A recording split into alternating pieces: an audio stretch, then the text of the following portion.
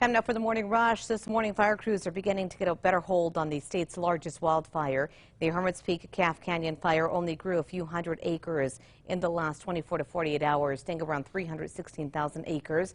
There's also been a jump in containment up to 59% now. Meanwhile, in the Gila National Forest, the black fire continues to grow, but fire officials say its behavior is becoming more predictable. The fire has burned another 5,000 acres, now bringing it up to more than 263,000 in size. After losing some ground earlier in the week, containment has now gone up from 25 to 30%. Wade Cavett, a business owner in Hobbs, is wondering who may have taken a hold of his bank information after Cavett's wife noticed a $1,500 check was cashed under one of his businesses. A check Cavett says he did not write. Then $2,000 were cashed under his second business. The money has since been replaced by his bank. He is waiting for a response from law enforcement. Albuquerque police say that Jared McKenzie admitted to shooting and killing Joshua Romero early yesterday morning. Romero's friends say that they were in an SUV that almost hit them. Now, Romero then confronted the driver, who was McKenzie. Witnesses say that McKenzie started the fight that ended with him pulling a gun and killing Romero. McKenzie is charged with second-degree murder. Erica. And here's a look at our school day forecast. Temperatures this morning are mild, sitting in the low 60s. It's going to be a hot afternoon, and we'll see partly cloudy skies later on. 19-year-old Diamond Salazar is behind bars for her alleged role in the death of Kayla Montaño in March at the Maverick gas station on Princeton. The state says that Salazar was tracking a phone that was stolen during a robbery and pointed at the vehicle that she believes stole from them. Then her fellow companions allegedly opened fire on it. Now, Judge Stan Whitaker said that she will remain behind bars until trial. A man convicted of raping a woman in New Mexico is facing charges in Washington State. Red Wolf Pope was found guilty in 2020 for raping a woman at a Santa Fe hotel in 2018.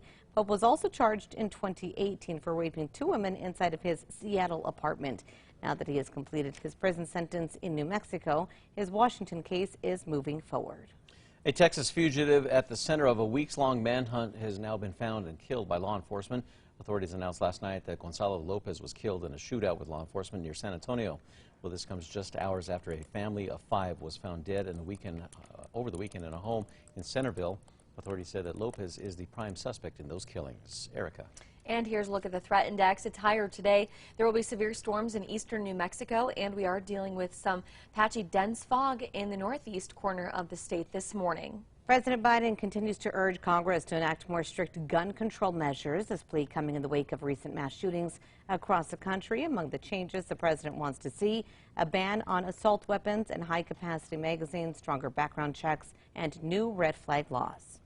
House Speaker Nancy Pelosi says that lawmakers will vote on sweeping gun control bills next week, trying to implement a nationwide extreme risk law.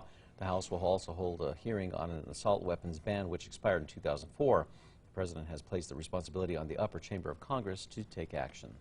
We're learning more about the motive of the man who opened fire in an Oklahoma medical office. Police say Michael Lewis killed his doctor and 3 others in a targeted attack on Wednesday. They say he left a note blaming his doctor, Preston Phillips, for ongoing back pain following a recent surgery. Erica. And here's a look at the traffic maps. They are looking clear this morning. No accidents or slowdowns. Trackers going east on I-40 near 6th Street, and everything's still moving at speed. Well, the world's quietest construction site is using foam to get the work done. Crews in Arizona built a 6,000 square foot house using foam and a special glue that turns into more foam. Well, the group also says that the foam can withstand more than 200-mile-per-hour winds and also withstand earthquakes and hurricanes. Time now for the 5 facts. At number 5, looking ahead, local kids with special needs are invited to a day of fun on the Diamond. The Albuquerque Isotopes are going to be hosting an adaptive skills clinic for children with physical or intellectual disabilities. That's between the ages of 5 and 15. Registration is free and lunch will be provided by Chick-fil-A. That is happening on Saturday, June the 11th at the Roadrunner Little League Field. Number 4 now, despite an already dangerous fire season, a top tourist spot like Red River is still expecting a successful summer. Typically the mountain towns, there's a lot of travel coming in from Texas and Oklahoma visitors. They don't think the fire will deter those out-of-state visitors. Red River is surrounded by the Carson National Forest, which does remain in Stage 3 fire restrictions. And at number 3, we are going to see storms across eastern and central New Mexico today. Those storms will be severe on the east side of the state with damaging wind and hail during the late afternoon and evening. On to number 2 now. This morning, fire crews are beginning to get a better hold on the state's largest wildfire. The Hermits Peak Calf Canyon blaze only grew a few hundred acres since 2 days ago, staying around 316,000 acres in size. Containment is also now up to 59%. Officials say the potential for lightning and winds could increase fire behavior or lead to new fire starts, so they're not backing down yet. And at number 1, a teen accused in a deadly shooting at an Albuquerque gas station will remain behind bars until trial. 19-year-old Diamond Salazar is behind bars for her alleged role in the death of Kayla Montano in March at the Maverick gas station on Princeton.